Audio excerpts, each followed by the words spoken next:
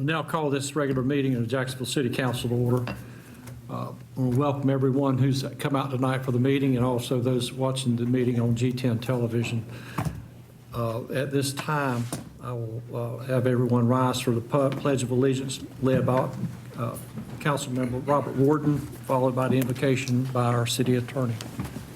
Please join me in the pledge. I pledge allegiance to the flag of the United States of America and to the republic for which it stands, one nation, under God, indivisible, with liberty and justice for all.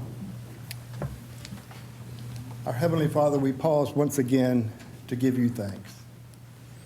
You're the giver of all good gifts, and you have blessed us as a city and us individually as citizens so generously, and we do give thanks.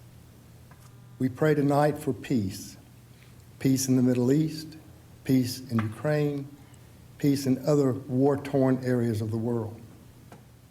Our lives are so interrelated, not only locally but internationally. We pray for peace and understanding among all people. We especially remember tonight our servicemen and women who stand ready to defend us and to defend our allies, who many could be called into harm's way. We pray for their safety and for their anxious families. And as always, we pray your guidance and direction would be with our mayor and with our council. All this we ask in your holy name. Amen.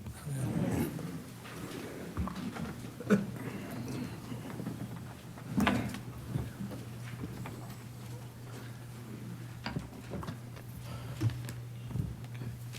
right, Council, you've been given a copy of the, let's see, okay, we have our first section of public comment for this evening. Apologies, sir. I have a list before we... The agenda, adoption of the agenda. Something's out of whack on mine, to be Oh, I'm honest. sorry. I just look at the paper.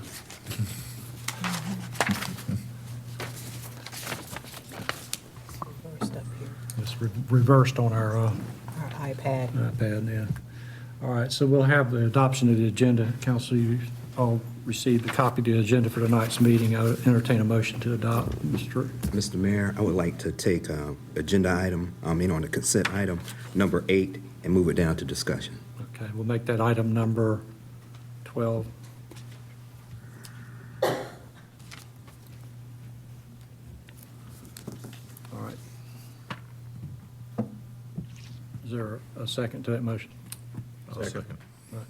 Any further discussion? Hearing none, all in favor signify by saying aye. Aye. All opposed? Okay. We also have, I'm going to stop looking at that, all right? Yeah, public comment. We have our public comment now. Got me all messed up here. All right.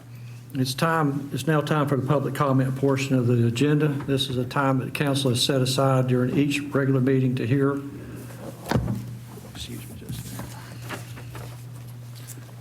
comments from the public. All comments and suggestions to the council during public comment shall be subject to the following guidelines. Number 1, the public comment period shall not exceed 15 minutes and shall be placed on the agenda prior to the adoption of consent agenda and approval of minutes. The total time period allowed for public comment may be extended by consensus of the council.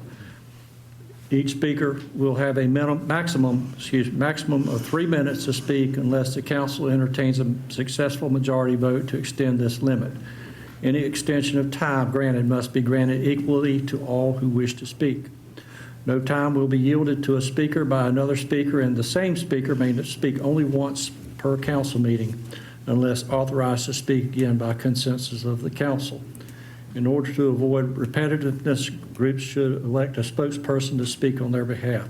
Prior to the start of the meeting, persons wishing to address the council will register on a sign-up sheet stationed at the meeting room door. Any related documents, printed comments, or materials the speaker wishes to distribute to the council shall be delivered to the city clerk in sufficient amounts, 12 copies, at least 15 minutes prior to the start of the meeting. Speakers will be acknowledged to speak in the order in which the names appear on the sign-up sheet. Speakers will address the council from the lectern and begin their remarks by stating their name and address. Public comment is not intended to require the council to answer any impromptu questions, and the council will not take action on any item presented during public comment. When appropriate, the council may refer inquiries and items brought up during public comment to the city manager for follow-up. Speakers may only discuss matters which are within the jurisdiction of the council. Number 8, speakers shall not discuss matters deemed to be closed session issues such as personnel matters, litigation, property acquisition, attorney-client privilege, or matters made confidential by law. Speakers will not discuss matters regarding the candidacy of any person seeking public office, including the candidacy of the person addressing the council. Speakers will be courteous in their language and presentation, and personal attacks will not be tolerated. These are rules that were adopted by the Jacksonville City Council. So with that said, we'll go ahead and start with Melanie Marzette.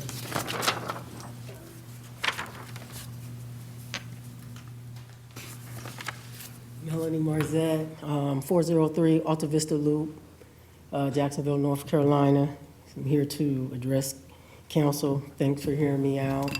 I would like to thank the city clerk for getting back with me the information that I asked for in a timely manner. It was greatly appreciated. Today I'm here to talk about Jackie Miette.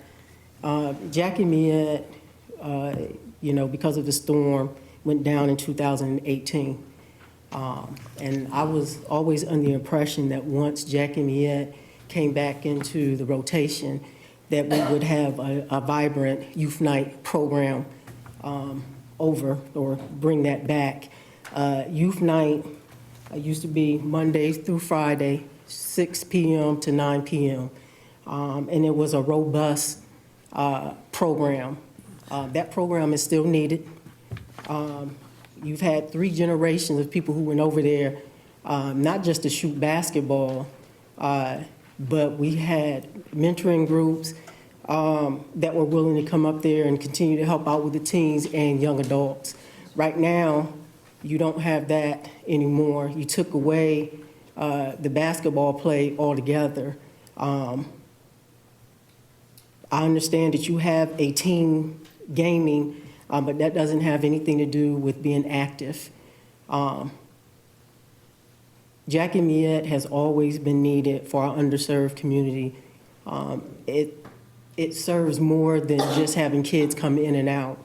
A lot of these kids who were able to work with Mr. Ike Johnson, Pastor Sheets, Mr. Frazier, were able to do more in terms of trade schools and college because they had that mentoring to help them through that. Not just them, but their parents as well. You don't have anything, this past summer they didn't have anything to do once that did get back into the rotation. We complain about not having enough to do with the teams, but we have several public recreation centers that's not geared toward helping our underserved community. I ask that you really, because 3 minutes is not a lot of time, I ask that you really think about what you take when you leave that program out of the loop. Because now what you did was made a mini commons. And basketball, honestly, is the only thing that you don't have as an open play after working hours. And so you cut down a culture and a certain demographic. So I ask that you really think about that. And also, Jackie Miette doesn't have a handicap door, which I've been using it to walk around. So I don't understand how you put millions of dollars into something and you don't have a handicap door over there. Thank you. Thank you. Mr. Mayor, I want to ask Mr. Ray, can you give me a schedule for what happens at Jack Miette on during the week, or if you have any special events, just the whole schedule of Jack Miette? Yes, sir. Yeah, and I knew Ike Johnson and them. They used to actually have a mentoring program out there, so that worked. Next, we have Jesse Hansley.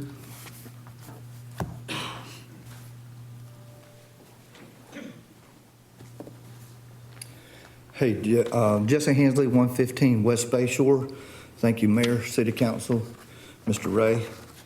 I want to speak just a moment for the Bay Shore Estates Neighborhood Organization. I'm the street captain in that area, and we have an issue that we spoke with at City Council about 6-7 months ago about open burning in that neighborhood. By the city ordinance that set forth Section 879, there's a permit required from the fire chief or the fire marshal if there's any open burning. And if there's a person charged or convicted with a violation, it's a Class 3 misdemeanor, which should be fined not more than $500 at the discretion of the courts. The problem is that there's 3 exceptions. The 3 exceptions are, first, fires kindled for the instruction of personnel in the method of firefighting. 28-year firefighter, I respect the fire system and how it works for fire training. The second one is small fires kindled in or upon the ground with provision made to prevent the spread of fire, or in a barbecue pit, exterior fireplace, cookout device, or other similar out-of-doors eating or cooking device, which means you're using it to cook or to eat, which that's pretty not great for me. The other one is 3, small fires kindled in a safe location, preferably within a non-combustible enclosure, with provision made to prevent the spread of fire for the purpose of human warmth and comfort. And those are your 3 exceptions. The problem that we have in our neighborhood is we become prisoners. And again, thanks for what you did 6 or 7 months ago. We put billboards up, no burning of yard waste, put it in the water bill, that's great. But the problem is people aren't being charged with this stuff. They're continuing to burn. They burn on a regular basis. So people that are outside, people that have asthma, COPD, emphysema, they become prisoners of their home. They can't go in their own yard. You can't open your windows in the spring to let the house air out. So even people do put clothes on the laundry line sometimes, well, not everybody uses a dryer, but you can't have people over for a get-together outside because of the smoke being so heavy. These are the rules set forth by the city. All we're asking is that the rules be enforced, and that's not complicated. There's no reason people should be burning. The hardware store sells bags, containers, and the city is nice enough to come by and pick it up for free. It doesn't cost anything. So what we want to do is come to you as city council and say, please do something to enforce these rules. You've made them, we agree to them. We're in the city, we become city, we pay taxes, and we do our part. Just follow up with that. Thank you again. Have a good evening. Thanks, sir. Mr. Ray, would you check on what's going on with that, please? Next, I have Reverend Leander Milton.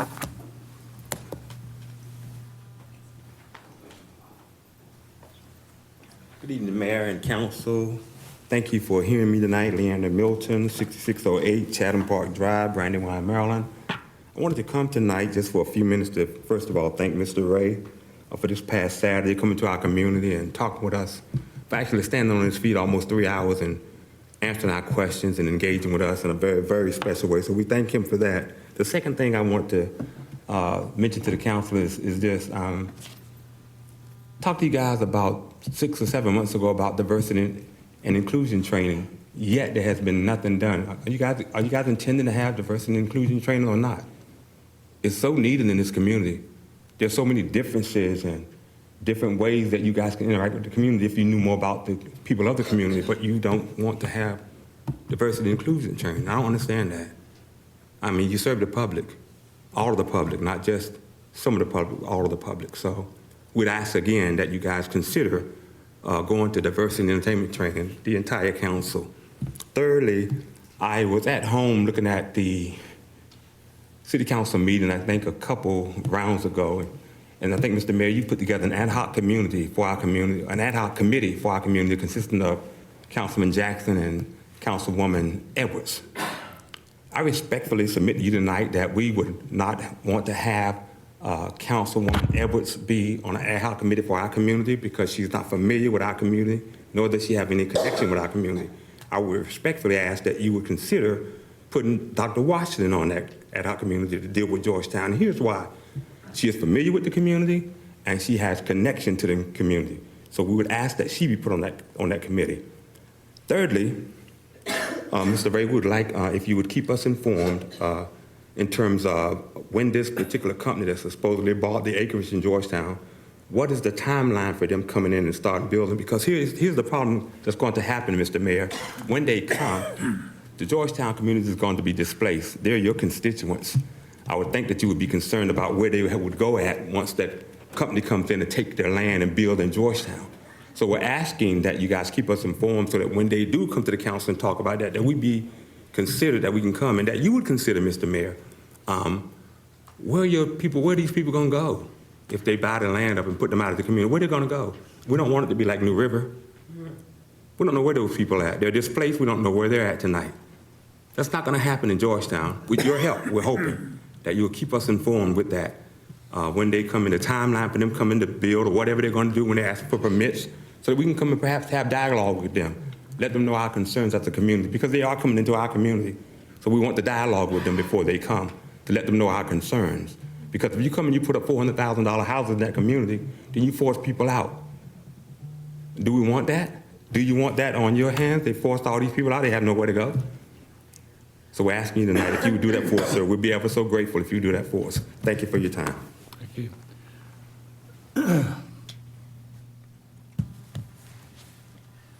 You want to mention something about the training? Mayor, I do, and I would just want to follow up. Thank you, Mr. Milton, for letting us be there this weekend. It was a great group in Georgetown. But Dr. Washington brought to the council training from the UNC School of Government on diversity, equity, inclusion. We did follow up per the direction of council. Multiple members of council had said, let's get this scheduled and give us the dates. That class canceled for the third time. It was scheduled for May, and so they canceled that class for the third time for a lack of number of people that are going to take the class. However, Mayor, at the end of the council meeting tonight, I have a list of dates that we have talked to the instructors of that class that they will come to Jacksonville, and I have dates from June, July, and August that I want to check with council after the meeting so that they're going to come here and give the council this training. It's a 3 to 4 hour training, so just know before we leave today, hopefully we'll have that, but it's not of any fault of the council's. We're moving forward with that training. It's just they canceled the class. So that would have been May, and now it's not going to happen. The same program is going to be offered in Asheville to a couple groups there in Asheville, and so we would be the next specialized training. So I'll make sure to follow up. Keep your finger on that, so I'll follow up. As soon as we leave the meeting today, I'll just check with your calendars to see if we can get that tentative date. We've got a couple options. okay. All right. Next, I have Reverend Luther Hardison, Jr.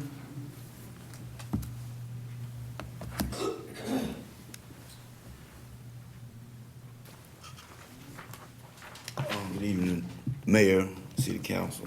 And just to echo on Reverend Milton, we want to thank City Manager Ray for his time on Saturday morning that he came and sat with us, spoke with us, listened to us, and answered a lot of questions. But I just want to echo some of what we ran by him in front of you, that the roads in Georgetown, you have already heard about them, that they're not wide enough to sustain the traffic that is in and out of Georgetown. Why in front of the Onwassa is not lined or wide enough to handle the trucks that's going in and out of Onwassa. You got a ambulance service back there, the fire department, but the roads are so small. And then once you get past the park, school buses, your trash trucks, and everything else, trying to make this curve that we have already asked to be widened. And we have taken steps and just waiting to see how much land from the owners of the property we need to ask for as far as getting that curve widened.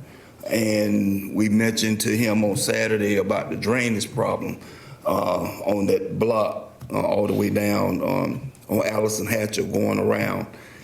The city have came and dug the ditches out on one side of the block, but on the other side, we still got water standing and nowhere for the water to go. The only drain in the area is right next door to my house, and I can't get water from my house to the drain because of the ditches not being dug out or any kind of drainage system being kept up or ran. I know there's pipes under the ground, but where, I can't tell you. So we just want to make sure that the city knew about, this drainage problem. I see more work going on back in the property where it's been sold than it is on the side of the block that your taxpayers are already living on. So we need to look at, getting that drainage problem on that side of that block taken care of. Thank you. Thank you, sir. Excuse me, Mr. Mayor. Is that Allison Hatchell and Conover? Allison Hatchell, Mr. Jackson, is Where at the church, Allison Hatchell takes the right and go around Georgetown Road, keep straight.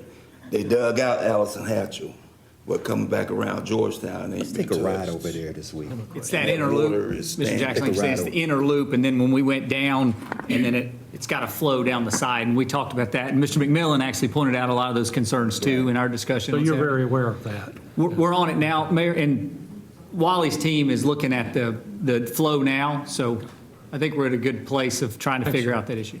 You have a question, Dr. Washington? Mr. Ray, I have a question.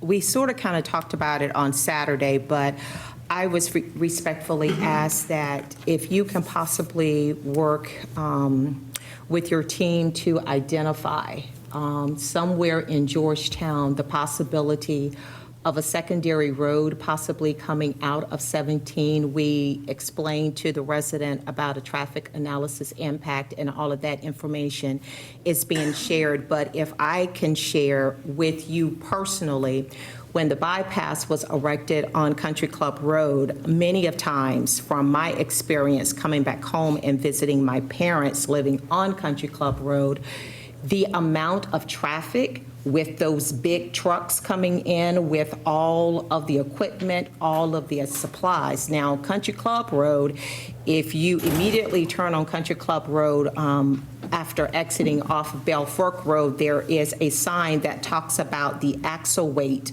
of those various different trucks coming through. Well, if you can imagine, when, as Reverend Hardison said, by the time you pass by Onwassa and you pass by the Georgetown Park, you're going to come into that curve. That curve is not wide enough to basically accommodate those big trucks. With that being said, when the building actually starts, you're going to talk about congestion. I do believe that the Department of Transportation work hours is somewhere between 7 a.m. to 7 p.m., and sometimes there can be work at night where you have the big lights. All of this is going to impact that community. So if Georgetown Road is the only thoroughfare coming in and coming out, it is going to be heavily utilized not only by the residents, even with our city maintenance sanitation trucks, even with the day-to-day school buses coming in. Where is that extra relief going to come? So is there any way we can start looking at the possibility of a secondary road coming somewhere off the back of Georgetown that can go around the cemetery, around Onwassa, connecting to 17, that some of that traffic is eliminated, because it is going to be a nightmare in that community? If I could interject something here, is it possible that whenever a site plan is brought before us, that this could be part of that review process that would require the property owner to establish another exit? Mayor, and that's exactly how their traffic impact analysis will work out. If they demand more in terms of the traffic flow, they'll have to install that. Part of our discussion on Saturday was how can you create some of these connectivity areas so that you have relief for the current, even if they don't develop. And so a mix between Anthony and the MPO and then Wally's team looking at those issues. I think we have a couple areas to look at, but definitely, Mayor, if this new developer starts building, they'll have to have that approved on the front end because they will increase the traffic. Not necessarily having a DOT concern, but the amount of building that'll happen on the land. As Reverend Harrison said, there's just 2 lots being cleared now, and they're not even in that area, but that's equipment that's going in now just for those 2 lots. If we're talking about 40 acres worth, it'll be a significant impact. So But we are in the process of trying to find a secondary access, even if those people don't build out. yes, sir. Theoretically, we have some options. It just comes down to, as I say, the intelligent review needs to happen to make sure the connections work. And we've looked at this in a couple other areas of the city. Some good ideas have to be vetted, but we're on that actively now, and it's a good discussion. I just hope the connectivity works. And, Mr. Mayor, we had discussed that curve coming off of Old Bridge Street, because there's 2 curves going into Georgetown. That's an issue. It's the one right in Georgetown around that curve, and off of Georgetown Road. But then when you're coming in off of, I guess it's still Old Bridge Street, you take that left. Dudley, that's what it is. When you take that left and you start going into that area, I mean, it's really dangerous, and people do come around there pretty fast. We've just been lucky so far. And there's when we review the traffic patterns and try and see how many, part of that just goes back to, we talked about this too, measuring the traffic flow to see where it's at. The good news is we haven't had a lot of accidents there. Out of the accidents we've had in the last 5 years, 2 of those involved an animal. So the good news is we just don't have that. It doesn't mean we don't have the near misses and we don't have concerns. We'd like to get ahead of it. We just have that challenge of reviewing the traffic analysis and making a plan. And the other concern is, as you start building, because we see this down on Miracle Drive, which is off of 17, that you create so much pavement surface that you start causing flooding in the other communities. We got to make sure that it doesn't get worse than it already is. Definitely a concern. Right. Yeah, it's got to be engineered correctly.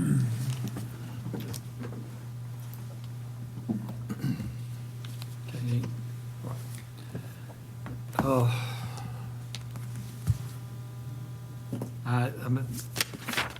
Can you read that there? Oh, this one right here or this one? Oh, looks like Sonia Williams. Sonia- Sandra Owens, excuse me. Owens, I'm okay. sorry.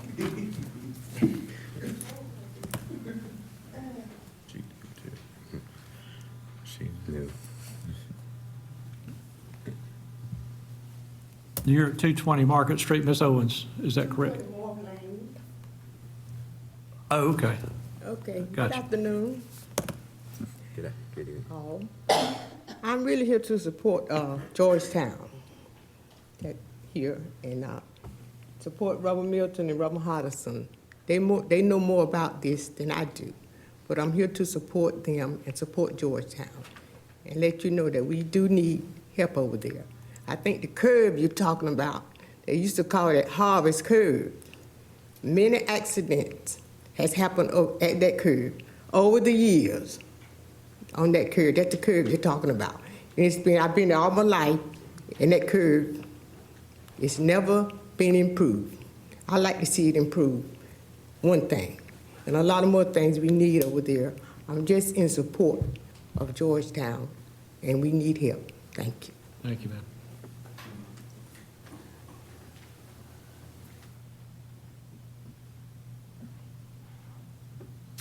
I think this is Edwin? Edrina. Edrina Pridgett, is that right? Adrian. Okay. That's a hard name to pronounce. Well, I just couldn't read it. Were you a doctor in another life, a physician? It looks like how my doctor signs my prescriptions. Good evening, everybody. The mayor and councilmen and managers and everybody who is due of acknowledgement. I am in here for support too as well. And the curve she was talking about is, Harvey's curve.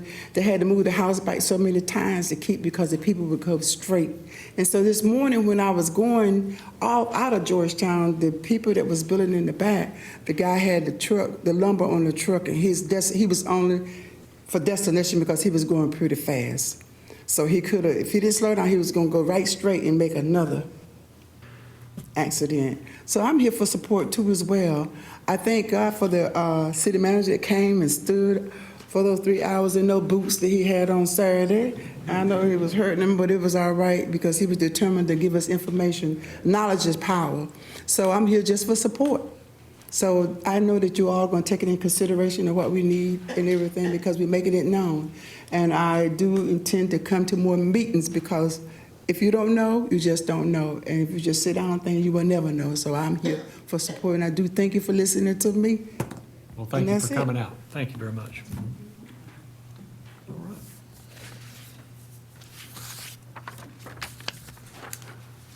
That brings us to first, number 9.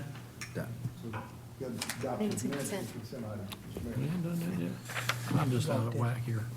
I'm looking at the wrong thing. Okay. A motion to adopt the minutes in the consent items. So moved. Minutes from the April 2nd, 2024 workshop meeting. Second. We have a motion and a second. Any discussion? All those in favor signify by saying aye. Aye. All opposed? Okay. Now, let me fire this thing up, see if it's right.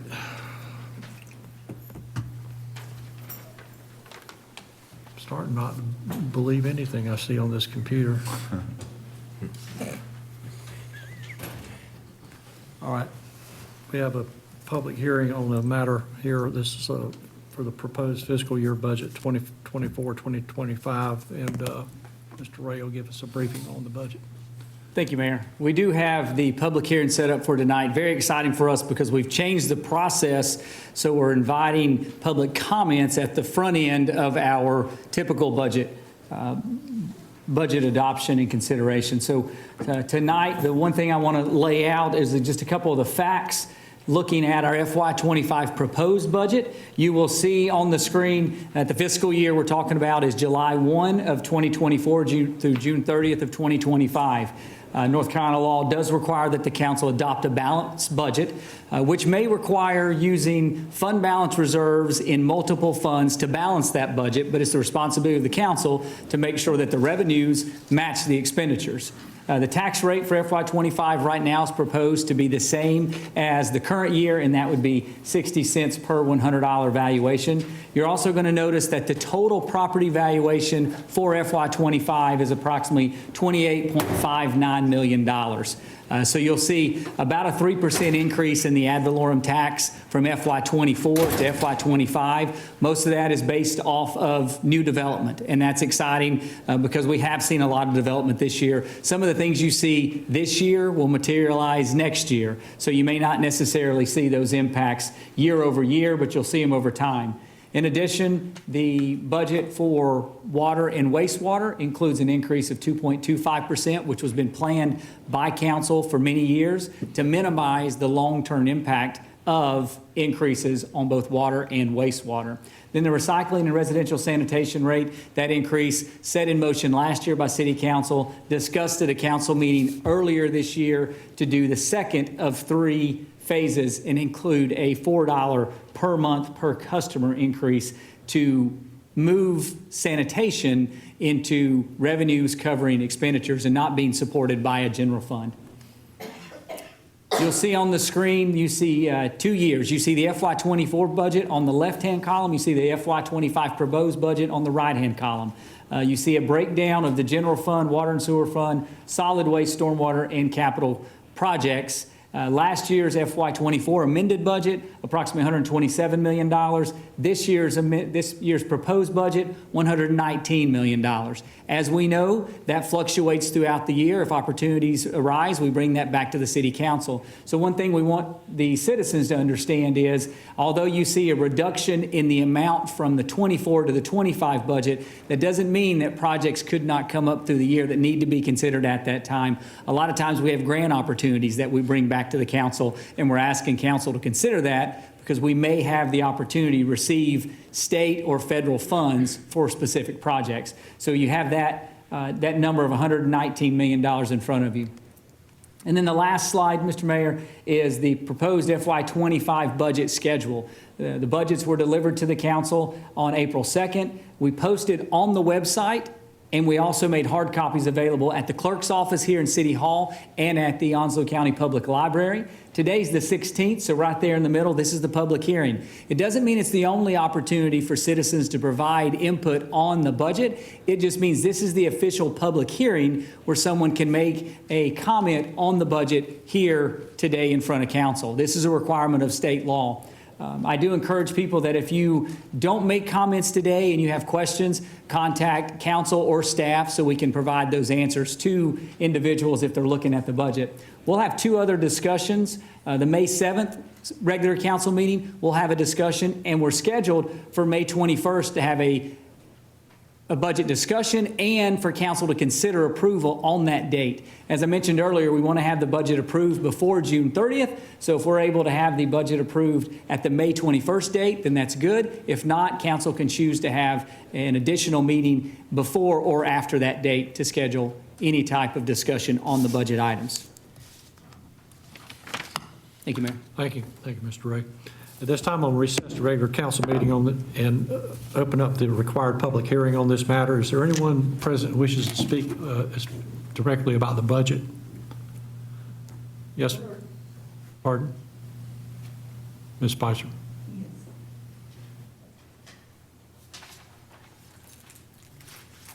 Good evening, council, mayor, council, city manager. I just had one question, and maybe the city manager probably whenever. I saw projectively that it looks like the grant offering was going to be a little bit less than it was for 24. Am I correct about that? And if so, then I would probably ask why. Can I, Mayor? Thank you. Yes, please. So what you see in that line item, Ms. Spicer, is that's capital projects, grants, and other captured. There's not a significant change in grants for FY25 over 24 or 23. What you're going to see is a reduction actually in capital projects for next year compared to FY24. FY24 had roughly $7 million in capital projects. FY25 has about 3.5. Yes. So that's the number you're seeing. That's a significant difference in that line item. Currently, we have over 60 active grants that we're managing throughout the year. I don't think that'll go down next year. I would actually say that we potentially pick up additional grants next year. So as long as the funding sources are there, I guarantee you we will tap into those sources to receive those funds to supplement taxpayer funds. Okay, thank you very much. Thank you. Anyone else? All right, with that, I'll close. I do have a question. Yes, ma'am. You need to come to the podium, please. So with the upcoming budget, how much of that has to do with your 400 acres? Mayor, the 400 acres has dollars put into the capital projects budget that are placeholders, but right now we're still working through that planning process. So last year, roughly $400,000, actually the current fiscal year operates there. No dollars are into the construction of the 400 acres at this point until the planning and design are completed. That process will operate roughly 18 months to go complete design and engineering, roughly $3 million worth of planning and design to get that project moving forward. Okay. Thank you. I noticed in your budget, Mr. Ray, I saw like a $4 increase in waste. Is that correct? Yes, sir. What drives that? Because I think they're paying about $7 for waste right now, I think. So what drives that increase of $4? Very good. So what happens is right now the sanitation, and that includes everything from residential, commercial, small business, leaf and limb pickup, that includes all those services. for the last number of years, and we'll say significant number of years, sanitation has not operated as a true enterprise fund, so we've had to supplement that with general fund dollars. So anything that we're getting from all of those revenue sources has created an imbalance of about $3 million.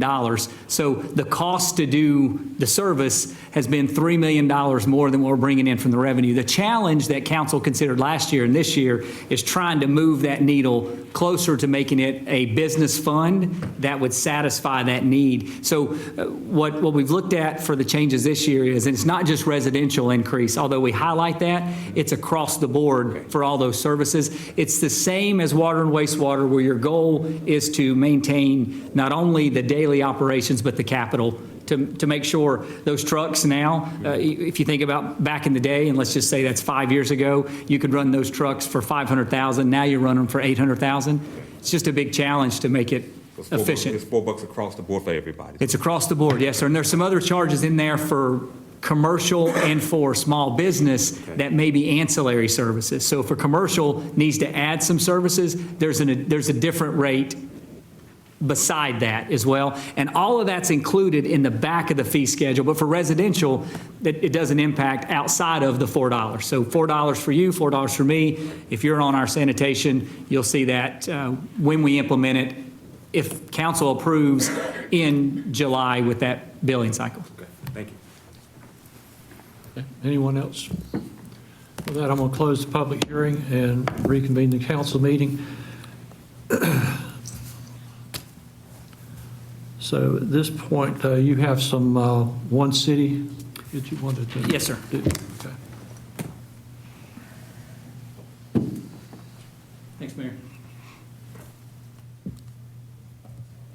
We do have a couple events that we want to draw attention to, and I appreciate you giving us the opportunity. As always, the One City moment allows us to focus on things that we as a community do very well, and that's appreciating our partners, appreciating the opportunities to be better and to grow as a community. And I think a lot of these discussions are fantastic. At the last meeting, we talked about the upcoming week of the young child. You'll remember we talked about some of the planning. That was April 6th through the 12th. And we had some really good events. These pictures are from Music Monday and the Family Friday events. Music Monday is a partner event with Jacksonville Recreation in one place. Those are two great partners in the community where young children and their families enjoy music activities. Several local organizations have held events focused on young children and families for the Week of the Young Child. It's a great partnership for us because it shows attention to how we're going to bring our kids up. A lot of times, if you'll recall from Chief Unero's comments, we worry about an issue on the back end. And when someone has issues later on in life, some of those issues could have been better addressed in the first 3 years of life. And the Week of the Young Child really does a great job of addressing those issues. So for that one time, we do draw attention to younger children and younger families. But the goal is that we think about this year round. And as every issue pops up, we consistently think about our children's and our children's lives and how we can provide a better future for them. So I think that's a great foundation builder. This next item is something that we take a lot of pride here, Military Child of the Year. We have this event coming up this Friday in this facility where we're going to host the event, and we're going to recognize seven semifinalists from North Carolina, and Friday's the 19th, and it's at 5 p.m. I have a couple pictures from last year, so mind you, these aren't this year's pictures. To see this year's group, you're going to need to be here Friday. And we have some really good semifinalists that we're really excited about. Recognized Operation Homefront's Military Child of the Year semifinalist, Colonel Brent Orr of the North Carolina National Guard will be the host main speaker for this event. From Operation Homefront, North Carolina Department of Military and Veterans Affairs will recognize our semifinalists. So we're just excited because these are our kids. Some of these kids have been our kids in the past, and maybe they've gone with their families to other places of the country. So it gives us the opportunity to appreciate our military boys and girls here in the community. Hopefully, one of them will be recognized at a national level, but it doesn't matter because as long as we're recognizing them, that's showing the appreciation for our kids. Again, that's Friday, April 19th, 5 p.m., right here in this facility.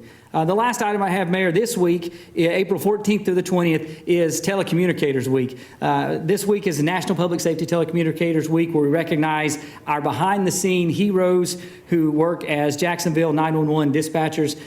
These people are trained to stay calm and to do a job so that our public safety personnel can do their job. I would argue that without our telecommunicators, you're not going to get people on scene. And this is a huge challenge. Earlier today, the mayor issued the proclamation, and we had multiple members who are in our audience still.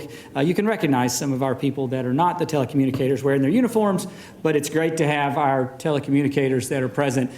It's a big task to manage calls when they're coming in. And for anyone that doesn't understand that, I would never encourage you to go watch them do their job. Just talk to them when they're not doing their job, because when they're doing it, it's a highly focused process, whereas they, as I said, they're trained to stay calm because we all want them to be able to respond. So for Telecommunicators Week, if you have that opportunity, seek out a member of our team, tell them thanks, maybe have a dialogue about how they do their job, and then think about some of the things that we do as a city to take care of them. You know, just this past year, we updated their working consoles. And for a lot of people, you don't think about what that means, but think about a telecommunicator who's going to be in that facility nonstop all day long taking calls. They need to be comfortable. They need to have the information in front of them to make good decisions and to hand that off to one of our officers or to our firefighters, and then to circle back around and close that loop. So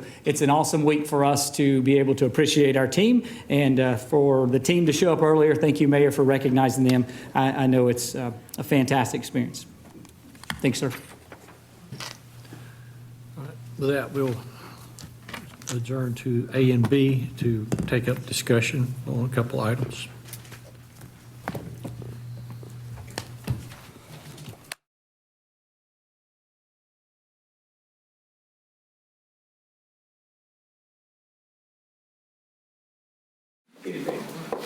Let's go ahead and reconvene here. A little explanation as to why we're in here is because the graphics are a little bit better and we have a little bit closer. We can actually look at each other when we're talking better. So we're going to start with a number 10 here. And this is the North Carolina Fire Prevention Code and the changes as you see it there with the City of Jacksonville fire fee schedule updates. And Mr. Ray, you want to start this one out? If you don't mind, I just want to say at the back of the budget book every year, what we do is we put in the fee schedule. And when we send out a fee schedule update, we send it to all departments and they review the current fee schedule, and then they look at any changes that need to be proposed for the upcoming year. So when the fire department looked at their fee schedule this year, they had something a little different where they have mandates that come through. And so part of this presentation by Chief Tomlin and Chief Kelly, it's going to talk about what those requirements are, and then they come back to how we implement that. And so in a lot of departments, you'll have that when they come down from either the federal level or from the state level. There are things that we have to incorporate, whether you call those mandates, whether you call them directives, there's impact. And so I just say when you're looking at the fee schedule, this presentation will show you a little bit different section than what maybe looking at another department would look like. So that's all I have, Mayor, and hand it to the Chief. Thanks, sir. Good evening, Mayor and Council. I would like to take this opportunity on behalf of our City Fire Marshal, Chief Brian Kelly, and I to thank you for the opportunity tonight to talk about the upcoming required changes in the 2024 Fire Prevention Code. Also, like Mr. Ray talked about, as part of the FY25 budget, we've taken this opportunity to make some changes in our fee schedule as it applies to permits and inspections. And we want to gather feedback from you and hopefully answer any questions you may have about these changes.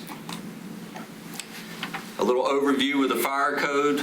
The North Carolina codes, these are all trades. These are the electrical codes, the mechanical codes, the plumbing codes, residential, structural. All these codes are updated every 6 years on that cycle, with the last one of the fire code taking place in 2018.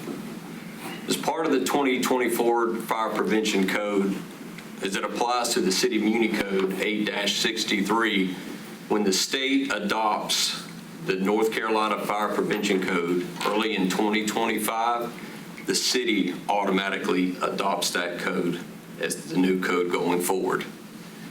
Part of this North Carolina code is in this 2024 edition. It's adding additional required permits. Those are both operational and construction permits as it applies to the fire code. And these codes are updated periodically on changing trends in engineering and technology, or just on incidents that happen throughout other events. So with that, I'm going to pass it to Chief Kelly. Good evening. As Chief Tallman said, these are mandated, and so what we'll have up here on the slides for those in the room as well as those watching at home is, I'm not going to read over what these operational permits are, but I'd like to explain what operational permits are really in its entirety. You'll see the ones that were added.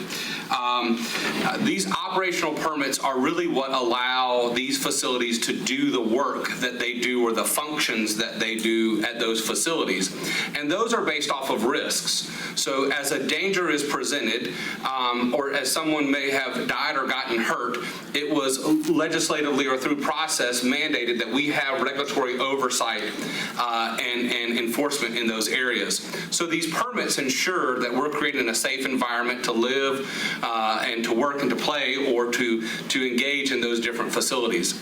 So I think that that's very important to understand why they're mandated. It's really not elective. The key thing is that since these permits came to be, there are optional permits in North Carolina. We have never adopted those. We have only stuck to the mandated permits. So if someone was to go and research the North Carolina Fire Code, they would see in parentheses beside that section of the code, some say mandatory, some say optional. And so we are only mandating those mandatory operational permits. It's easy to get tongue-tied when you try to say that together, right? So again, those are all based off of those. And again, just because we're adopting them doesn't mean that we have these here. As we think about the growth that Mr. Ray talked about, these permits need to be in place so we don't slow down that growth, that we have these systems, that we're trained and we're able to move them should zoning and the process that you guys create allow them. The next is our construction permits, and it is just what it says it is. But a key takeaway that's different on the construction permits is all construction permits are mandatory in the fire code. We don't have the ability to add additional ones. And again, that's based off of risk. As we install these systems or we mandate them, they install them. So I think that it's important that we look at that. And again, these are paid and based off of the person doing the work. So if the question arose, who's responsible for these? Those are all contractually bound. It could be that the owner pays that. It could be that the general contractor pays that. It could be that the subcontractor pays for those things. And so the last thing that we're going to talk about is our fee schedule update as a whole. And I think it's important for us to look at that as these things, as Mr. Ray mentioned, as we look at these annually and as these were updated every 6-year code cycle, there was a couple things and a couple different approaches that we took. Number one was fee alignment and consistency. We wanted to make sure that we had a correlation between the permit risk and the fee. So if you were to look in your book and evaluate things such as the example we had listed there, amusement buildings, we're changing it from 75 to 125. That's because previously a carnival and fair, which is very similar in risk, had a lower fee. So as we talk about fairness for our community members who are doing these things, we wanted to make sure that we were being fair to all who are doing these things across our community. But before we just raise the rates, right, that's not necessarily fair. We want to do a comparison against the market. And so we sent it out statewide. We got 8 of those back. But then we looked regionally, because regionally, as we look at economic development, what drives it, what pulls building permits, what is our feedback from our local community owners and builders, we decided to put ourselves in between New Bern and Greenville as our focus group, really, because their population is slightly above and slightly below. And so that's really where our focus group really honed in on. And we found that those fees were in line with what we presented today. And the last thing that I would say that is really important is that our fees are based off of the workload. As Mr. Ray mentioned, we're not trying to, create this additional budget, but we have to try to offset a lot of the cost of the growth that we're experiencing. So what does that look like? The projected impact is a whopping $1,000 of what we're talking about in the fiscal year. So it's not a huge amount, and that would definitely not, add additional staffing that we need. But again, that's what we can see. But as we continue to grow, as we continue to see the needs for these types of permits and these risks in our community, we decided to go ahead and make these changes now as they're mandated. So with that, I'll open it up. So amusement buildings are the same now as carnivals and fairs? So those two permits were existing previously, but they had different fees associated with them. And so we've decided to align them together, or recommend for alignment. Maybe I'm missing something. I would think amusement building would be because you're doing well. I get it now. I get it. Okay.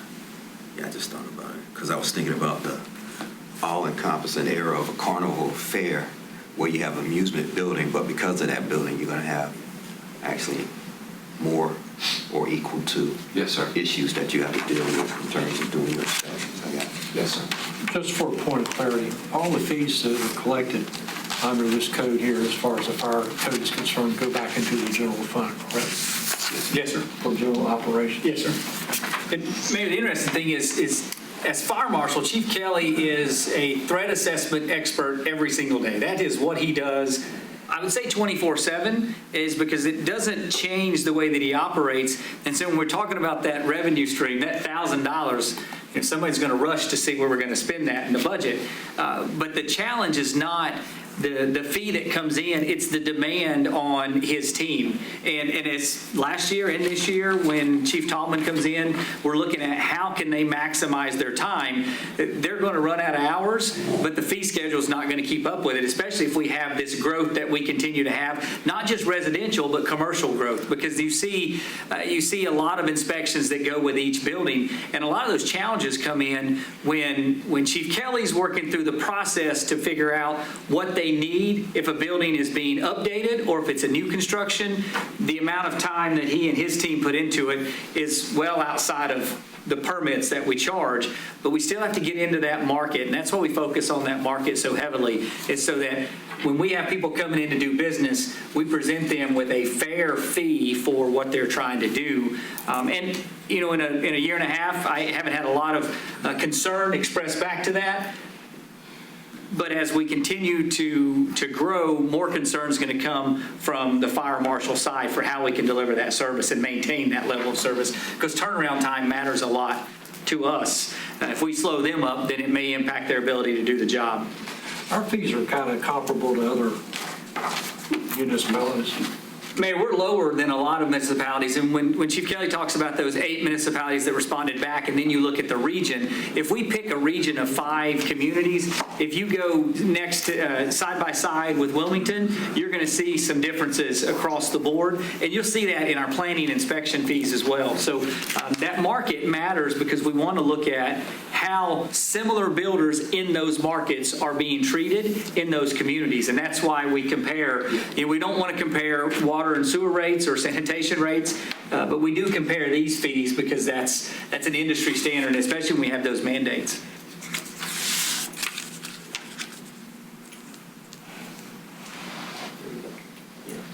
I think what's important is you understand why some of these new fees were created, and what we'd hope to prompt is that you take a closer look at what's proposed, so if there are any more detailed questions as we go through the budget process, you'd ask them so we could explain. And especially if you know builders, contractors that asked you that question, what is your fee schedule looking like? What does it look like for next year? You can get the feedback from them now and bring that back to us, and we'll get a response because that's who we deal with. We deal with these individuals consistently. And as I said, we don't get a lot of feedback or concern from them, just like when we're looking at our developmental fees. These are things that we review, but we need that feedback when council's considering a fee schedule. So it's not just the fire fees, it's across the board. And if they give you that feedback, we'll give you that market for some of those items, or we'll just show you, for a lot of these, we can show you time on task. And that's where the fire marshal is going to definitely exceed what that fee is. But that's just the way it is.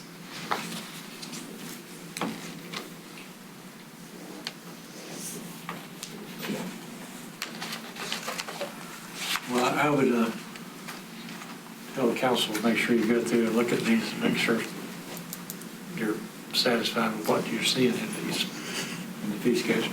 Not just the fire, but everything. So a lot of times we just kind of glance over that, but you don't want a citizen to bring it to your attention, so that something's out of whack, so. And Mayor, that's why we leave that red line version, so it's easier when someone's looking at it, especially if they look it online, they can look at those numbers and they can see where those differences are, and then compare that to what it would be year over year if they were doing the same task. I was looking at something at the front part of this here, talking about the special events, the fees on the special events. What kind of special events are we talking about there? How special are they? How special are special events? So our special event permits, are you in the operational section? Yes, sir, you are. Yes. So the operational for special events are outdoor events. Maybe it's a running event, a mass gathering that's between 500 and 1,000 that has a special risk that needs EMS, that needs us to look at crowd management, the threat assessments that occur in there. And so we're spending equally, as Mr. Ray mentioned, several hours working with those local nonprofits and those groups, those for-profit groups, to make sure that that is a very well organized and as safe as possible event for the community. And then under personnel, it's $35 per person. Is that for the whole time they're there, or is that? That's per hour. Per hour? Yes, sir. If I could, Mr. Ray, just one other item. As you look in here at some of those red line changes, you'll see a lot of those are numbers. Those are as those fire codes are revised. So as you look at maybe like exhibits and trade show, and it's 105, 6 is struck through, and then there's others. Those are just grammatical changes as points of reference. The same for other sections later on. If you look at some of the construction permits, it really was just more grammar changes and not process changes. And again, that's what happens when you're updating on a 6-year cycle. You see a lot of those changes in that manner as a heavy lift. Nationally, those are revised every 3. Statewide, they're every 6, and that's legislative here in the state. Mayor, since you brought up that special events real quick, that's an opportunity. One of the things that we've talked to Chief Tallman and Chief Udero, also to Michael about, is during the special events this year, you'll notice that we've tried to capture that city impact on special events.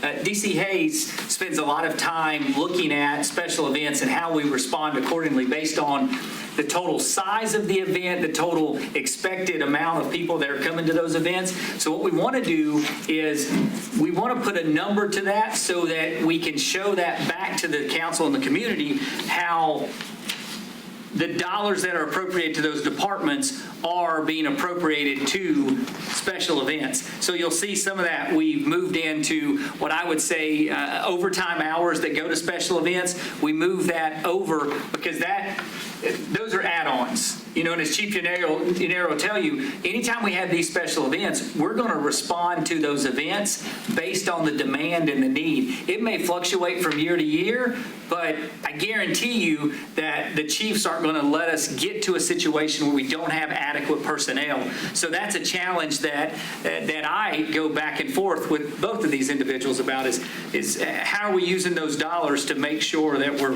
providing that safe atmosphere, and they do that very well. So we're just trying to move those dollars to capture it this year. How about like with some of the nonprofits like the chamber? How do we do that? Let's say, for instance, a holiday parade.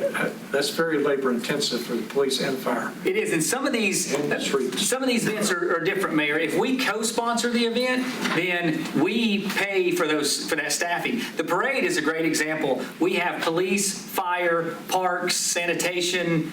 I probably missed 7 other departments, but we definitely have those groups there. We cover that because that's our city sponsorship for these events. If it's a special event, what has to happen typically is, just like what Chief Kelly's talking about, you would pay for that service based on the fee schedule. So, for example, if you're having a community event and you need officers or you want officers, you go through a contractor to hire our officers outside of city time to show up with a city vehicle, city uniform, full ability. You pay for them based on that fee schedule, just like Chief Tallman said, that $35 an hour for the fire side. There's a number for the police side. That would be our off-shift work, and that's how we'd get that. Same thing with sanitation. If you have an event and you need sanitation, in the fee schedule shows what it costs for Tony's team to go out, set those trash cans, pick those trash cans up,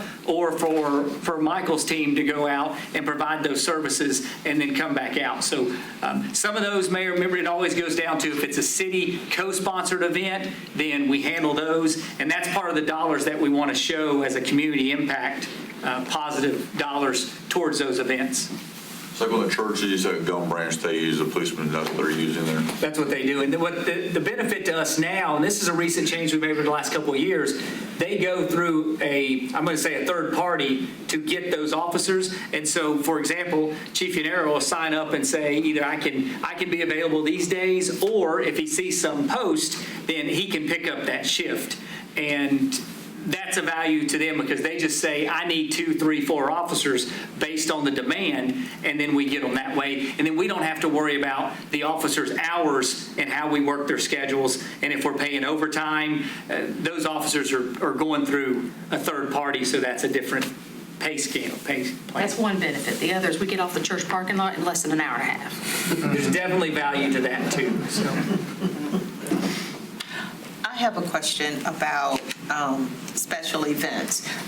When it talks about rental equipment, so say, for example, if you have a constituent who basically is having a birthday party, and they don't want the traditional clown showing up, but rather they have a theme of firefighters.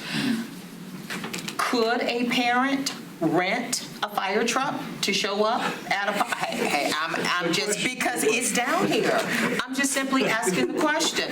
Is it possible that if an emergency wasn't happening and you were able to bring out a truck, is that something available to our constituents if they just want to lighten the party up for a 10-year-old? I'm just asking. Now, the adults probably might take over, but I'm just asking, is that a possibility? Yes, ma'am. We have a fee to rent it in there as well, so for whatever you want to use it for. And that's based on availability. Yeah, absolutely, absolutely, but it's an option.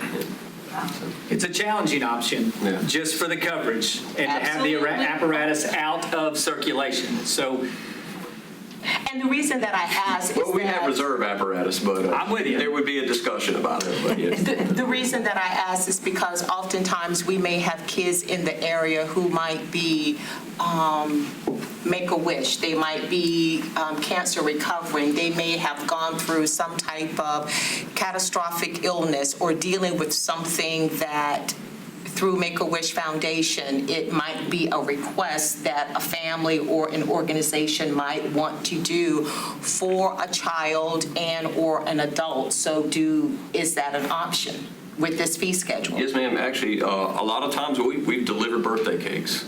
And we've stopped by birthday parties on request because they've asked for it. So that's something that we always try to engage in the community with. If they make that request and we're available to do it, we'll stop by and attend a birthday party or deliver a cake, cupcakes. So instead of Grubhub, we can just call. We can just call. I'm a little weary about saying that, but yes, we will go to a birthday party. I think we've opened up a whole.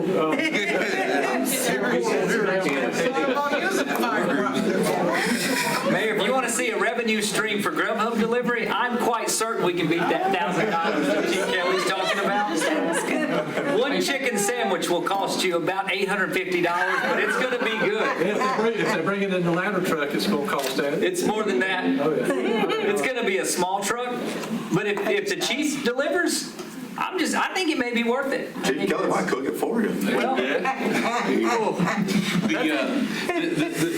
The scenarios that Dr. Washington mentioned, we have done quite a bit for those. I can personally tell you as fire marshal, that's the button that they push, and so you hear those stories, and we try to be strategic in making sure that we're being mindful of the resources that we have, and try to plan it. But for those little ones or big ones, those are impactful moments, and they matter, and so we try to make those moments matter. So. I know our firefighters, I've seen them in action before as far as how they deal with the public, especially with kids, and they do a great job. And I say the same thing for the police department too. I remember taking my two twin granddaughters on a walk, and just happened to be a police car there, and the police officer, I believe I sent Chief Gennaro a message about it. I mean, he showed them the police car, let them get in it, and told them to take them on the way. Speaking of community engagement, as we all know, we now the United States celebrates Juneteenth as a national holiday. So has there been conversation with the police department and the fire department, possibly maybe a one-on-one competition game with basketball at the Georgetown Community Center just to celebrate Emancipation Day? That Juneteenth day, possibly. You don't want me playing basketball. We can have some of our youth that's engaging, that's part of. We have done that in the past, not for Juneteenth, but we have been challenged by some community groups and people that play basketball. I don't play basketball, but we have, I've watched them. But we've played youth in basketball at Jack Amy Ed, at the Commons, and obviously that'd be something that we would like to engage in, because we always like to engage our youth. Sure. Have like a fish fry over there, and if that will be kind of nice to consider that. And I'll cheer them on as they're playing basketball. I'm just saying that might be kind of nice to come to the community. Okay. Chief? You got more? Nope, that's sir. That's it? Yes, sir. Well, thank you very much for the presentation.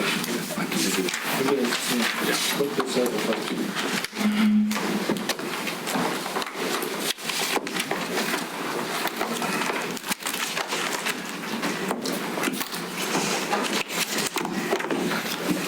We're going to talk about the budget discussion. Okay. Mayor, I went through a lot of these in our public hearing because we wanted to set the public hearing up. We've talked about a couple of these numbers. As I've said previously, City Council has looked at a lot of these items and already given us direction to include those into the budget next year. So on this first page, you're going to see the same comments. Unless council comes and says, let's reconsider this, tax rate is coming at no change at the 60 cent per $100 valuation. Water and sewer rate increases, 2.25% increase as we looked at with our rate model, and then the residential and the recycling sanitation rate increase of $4. So those are the things that are built into your budget on the front end so that you can see how those impact the overall, each fund as you're moving forward.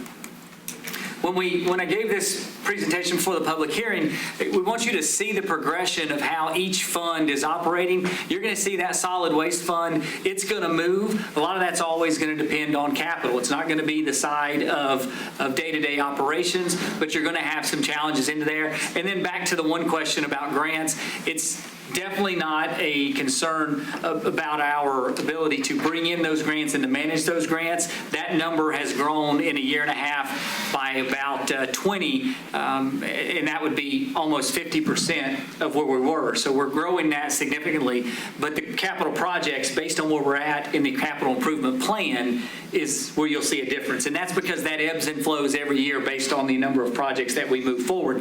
As Ms. Marzette pointed out in the public hearing, Part of that challenge with the sports complex and recreation facility development is that number is going to be totally game-changing as we move forward. Part of our discussion that we've had the last couple of weeks is with some of those developers that may take on some of those costs for us that would lessen the financial commitment of the city, but it's still going to be a significant financial commitment. So you're going to see next year's budget, you may see a completely different number inside of here. So we say, as we said last year, prepare for the impact that that'll have, not just on seeing the number on the board, but on seeing how it's going to have to be planned out by the council, by the community to make these things happen. This is something that we didn't put into the first part. We've broken down that $119 million so that you can see the operational side, the capital projects, and then the transfers that we have. A lot of these operations have interfund transfers. They'll have transfers that go from one place to the other. So this gives you that breakdown when we're talking about the total budget. So you're going to see operations and capital basically showing 139, 140. Then you take out the transfers. That brings you back down to the 119. So when we say, if someone were to ask you on the street, what is the operational budget? 120 million. What's the capital projects? 19 million. But inside of that operational budget, you're going to have those transfers, which will go back for some of the capital. And so that brings it to that number of 119. So if someone were to ask you, if approved as presented, what's the budget for FY25? $119 million. A lot of times we'll get those confused in terms of the capital, how that works out. But remember, we're moving money from one place to the other to pay for the capital. What we do have in next year's budget, if you recall last year, part of our discussion was we did not add full-time employees last year. We wanted to look at those and review the process. So we did that this year. So we changed our approach to how we would review new position requests. Process this year is we did a call, the departments sent in their information, they gave us a breakdown of how they're operating now, they gave us a full explanation of how that impact would be met and what their needs were to get to this point. In your budget book, you're going to see there were, at one point, there were 11 requests. Then we knocked it down to about 7. What we're proposing for next year are these 3 positions. So Neighborhood Improvement Services would add a program coordinator position. This is in line with our approach to pay more attention to housing impact and community development this year, and it needs another person. So what this person would operate as is Tracy would have a senior coordinator, and this would be a program coordinator. So you would have Ms. Jackson, and then a senior coordinator, and then a program coordinator. It doesn't necessarily move the current staff to a different role. We did that this past year. It adds a person to the mix.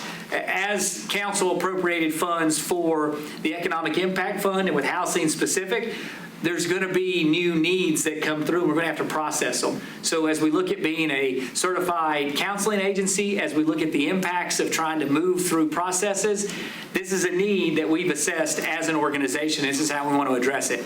The second area is inside the Parks Department, we would like to add 2 maintenance workers that are funded through stormwater. And this is to help with stormwater management. This will change the way that we're managing our stormwater systems throughout the city. Part of this discussion is we could use maintenance workers inside of stormwater, but as it works out, the Parks Department has training and equipment and that knowledge of how to maintain these systems that potentially a stormwater department would not have. So instead of saying we want to add people over there and then add equipment and et cetera, what we're proposing is we add the maintenance workers, but inside of that you would see the funding, direct line funding from the stormwater fund.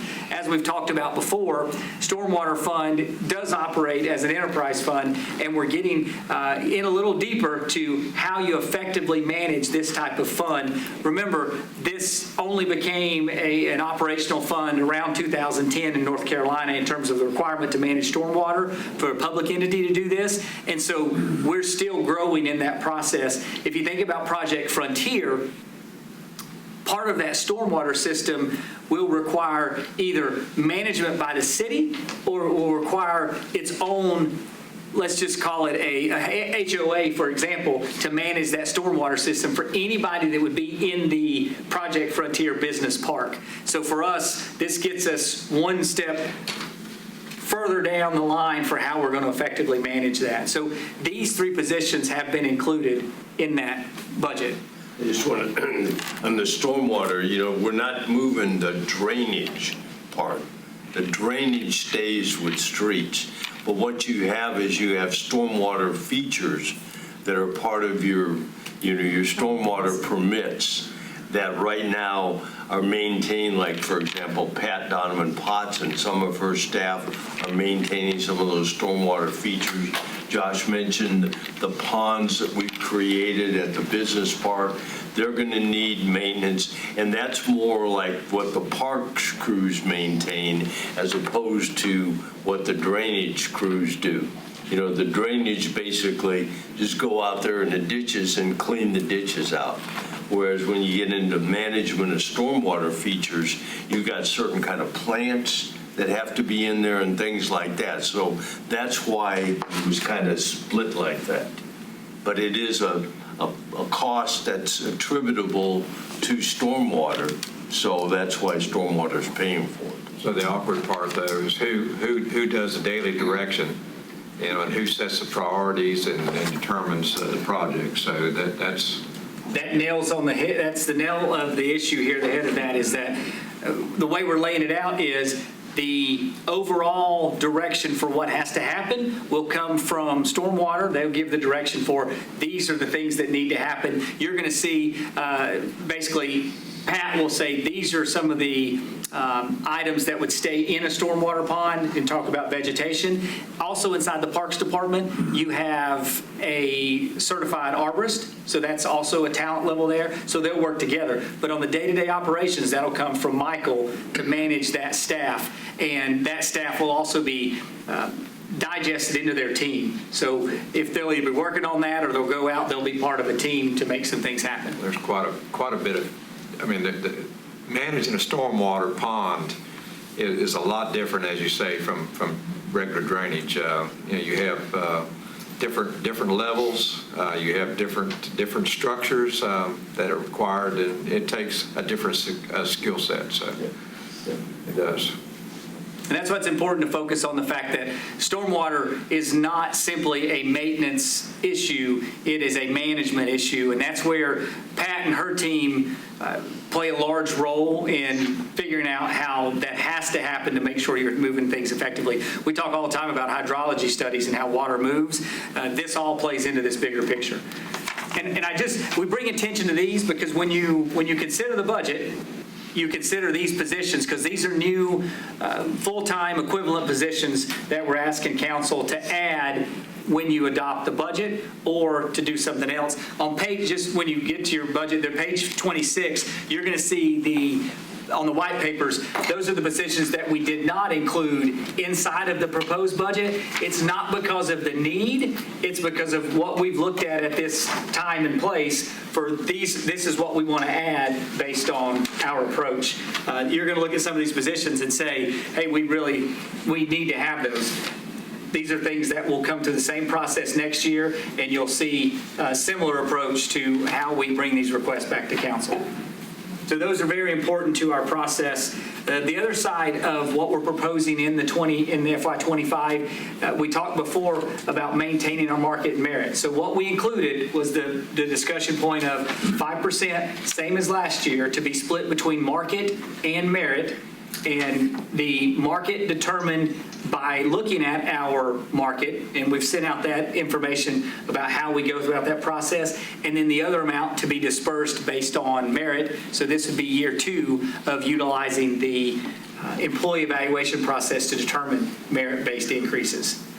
So those are all included in your proposed budget now as it sits.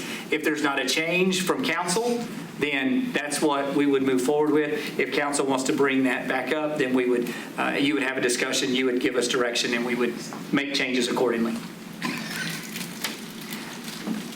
the next page breaks down, oftentimes we want to look at what's the portion of our budget that goes back to salaries and benefits. You're going to see salaries of that total 119 million at roughly 38.8. Benefits, a little less than half of that dollar at 16.7. So that total number is $55 million on salary and benefits of the total. That's going to come out to be about 44% of the overall budget goes back to salaries and benefits. So that's our people doing the job that you're asking us to do out in the community. And so that number fluctuates year to year based on any type of changes that we may have, but this is what we budgeted for FY25. Quick question, are we at a stable point now with the retirement for the police? Remember we had to bump that up for so many years? I don't know what the percentage is now. Yeah, I don't have the exact percent, but Are we out from under that now, or what? it is still increasing slightly every year, but it is much smaller. It's not the big increases that it was. I think it was a catch-up. It was catching up. Yes, they had to implement a plan, and they had some big increases back to back to catch it up. And so now, sort of similar to our water sewer rates, they're doing tiny increases. They probably heard our city attorney was going to be retiring at some point in the future, and need to make sure there's plenty there. Build it up to make sure it works out. I'll track that information, though, Mayor, and send it just so we can share, because that is a big factor. Anytime we have items where we have to, catch-up's perfect because that's how it works, but we have to increase and pay more than what we expect. And I think it only was applicable in the law enforcement retirement fund. Is that correct? It was both.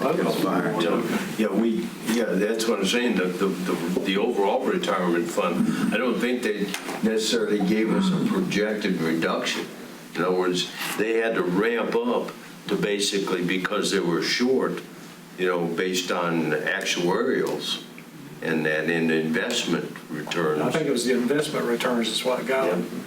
Yeah, and I would think the investment return should have rebounded pretty good.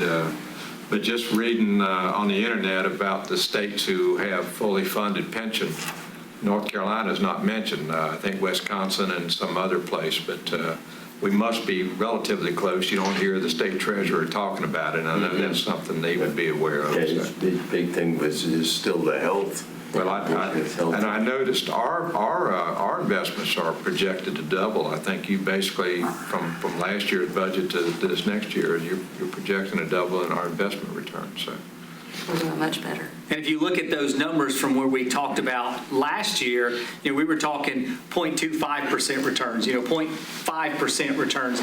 Now some of those areas, as we've seen, 2, 3, 4, a couple 5%, that's significant change. So when you say that projection of doubling, that's one of the only areas that, although we use a really good system because we're looking at the rates that are locked in, it's still a guess to see what you're actually going to be at the end of the year, just because of that fluctuation. The other numbers are pretty solid. Even the revenue items of the property tax being 3.45% increase from last year to this year, that's a conservative number based on the amount of development and growth that we're seeing. But conservative is going to be so much better for us than throwing a larger number out and then having to come back to council. So that's that number, Mayor. When you're looking at staffing, you're going to hear this conversation with other communities when they talk about what's the overall percentage, but that's that value. And then that last point of emphasis is this is where we're at. So as we're looking at the schedule, we're halfway through that, and we have those 2 meetings scheduled. And I believe Mr. Jackson said potentially May 7th, not being here if I'm on the right date. So as we're looking at these discussions, anything that we want to send out, we can send out that comment to the council as well, and then we can post any kind of questions on our website so people do go look at the budget, because I think there's some good opportunities to explain to community members about questions that they may have. We can work with Lisa's team to share information. It just creates a more open dialogue with the community when we're talking about building a budget. And the comment that I like to keep bringing us back to is, we put a lot of time developing out the budget with the council and building that document for the year. That's a game plan. But at any point during the year, council needs to make a change to that game plan. we do that. And we want to give council that assurance that if we have to come back and pivot and we need to respond differently to a need, then we will bring that item back to council to be considered. We'll typically have a discussion point and then bring it back for action. And we'd like to say that this budget, if adopted by council at the end of May, moves forward, that it makes it through the year, but there may be things that come up that we need to address. That's all I had on this list, Mayor. I do have any of the white pages too that I planned on bringing a couple of those items back at the next meeting to discuss. But if we have any number of questions we can answer. If you have any today. I had a question, Mr. Ray. With regards to some departments that have lost employees through attrition, are we capping and not rehiring for those departments, or would those job vacancies be still publicized? No, ma'am. So any of those positions that exist now, those full-time positions, part-time positions, whatever they are, they're still open. We are filling those positions. For example, our chief code enforcement officer left the state, and that position's open now. That position will be filled. So all of these positions, they're all, the total employee count, which is in your book, will not change except for the new positions that we're asking you to consider. So yes, ma'am, we'll fill all those positions to the best of our ability. Of course, you do review positions to make sure that when we do recruit, that the job description is accurate and, reflects what our current needs are. Every time we have an opening, we ask the directors to review the operations, review the org chart, and look for ways to increase efficiency and effectiveness. That may mean changing a role of someone that's coming in. It may mean changing a role within the department, but that's the challenge is, let's not just expect we're going to hire the same person. Let's make sure we maximize the utility of the person coming in so that we can provide that service. And sometimes that means working interdepartmentally to communicate about needs and try and figure out how to solve that. It could create a new position, just like what we've done with stormwater. And I think that was a great example of the stormwater team coming back to us and saying, we can be so much more effective if we utilize Parks' skills, assets, and abilities to solve a challenge instead of recreating that system. It's an excellent question.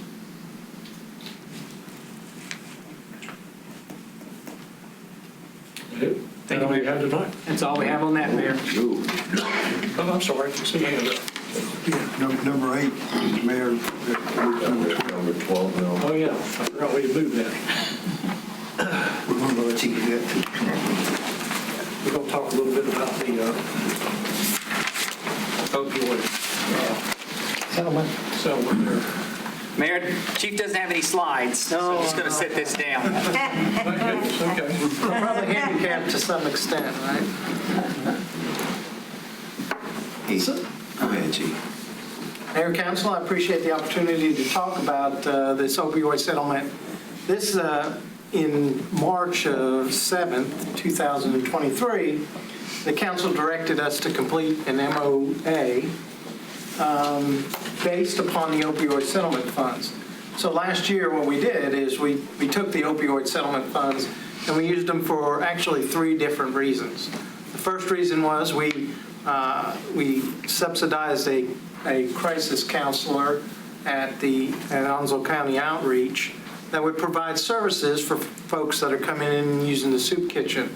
Since that time, they've hired a counselor, and that counselor has provided services for the homeless that are coming in that are addicted to opioids. They've started a Narcotics Anonymous and an Alcohol Anonymous classes that are being done during the day when these folks are coming in for their lunches or their dinners. And they're also looking at getting them into services. So folks that come in through the outreach, whether they're just eating in the kitchen or whether they're staying there for an extended period of time, are receiving services by that counselor. The second purpose that we used was for reentry.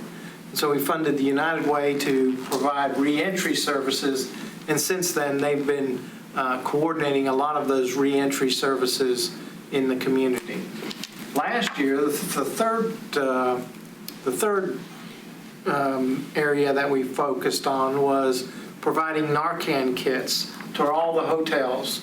And so we provided Narcan kits to the hotels. We also provided them to the women's shelter and to the Onslow County Outreach, so that if somebody was having an overdose, that they would have Narcan available. So those were the 3 areas that we funded last year. The 2 areas that we're asking council to fund this year is to continue the funding for the reentry coordinator, and also fund that half position at Onslow County Outreach. So I'll be glad to answer any questions. Just to give you an idea, we have about $129,000 in that. We will get roughly $1.1 million over the next 12 years. So that's roughly about $80,000 a year. Now that fluctuates somewhat because what happens is other, for example, Walmart and Walgreens, they may enter into a settlement, and then the state adjusts it based upon that. But countywide, most of the money is going to the county. Roughly about $19 million. They're getting about $1 million a year, a little bit more than $1 million a year that they're using for services as well. So if there's any questions, I'll be glad to entertain a motion. Oh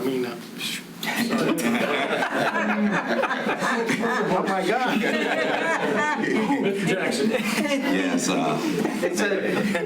play your position.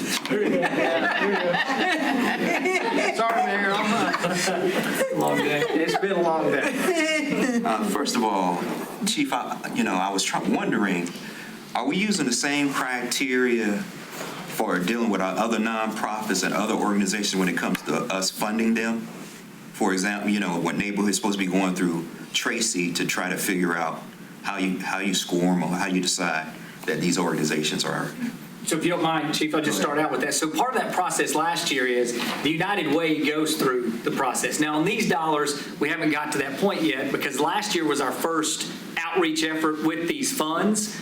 And so we got the plan in, presented that to council, this is what we're doing. We do want to bring this full process underneath the same format, so at least we're having the reporting agencies provide information back to us that we can use similar. But this year, we didn't get back through that same process because we wanted to continue funding these outreach efforts, but we cleaned up the one area. So if you look at the numbers the Chief's talking about, theoretically $79,000 for the year, and then you take out the 45, theoretically there's still going to be $34,000 that we can look at other services, but not this year, but hopefully next year that whole process will move through the same format that we're doing for all city funds. And I think, Chief, you and Tracy is actually working with the SOAR organization, right? So the SOAR team is part of the overall countywide team that looks at it.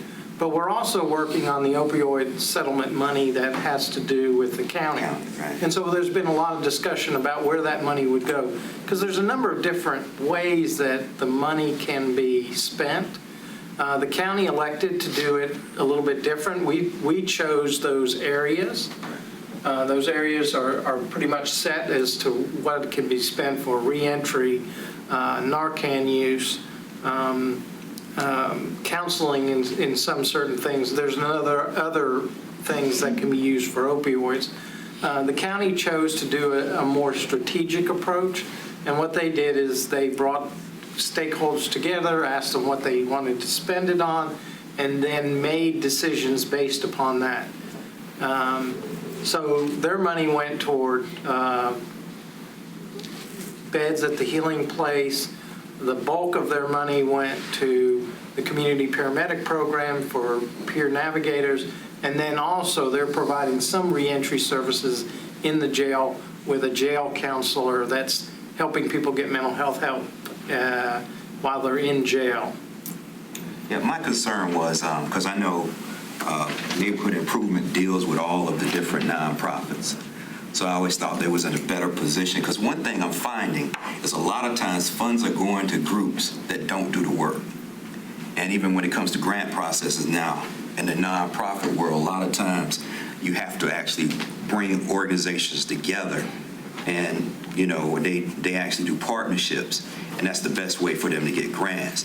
Because I was looking at community outreach, and I know they do have the individual there, but in a lot of cases, from what I'm hearing with my friends, partners that are working in these other organizations, they are calling them to actually assist them in what you would think that would be happening on the ground at Onslow Community Outreach. And I'm saying this because you have organizations that already do the work.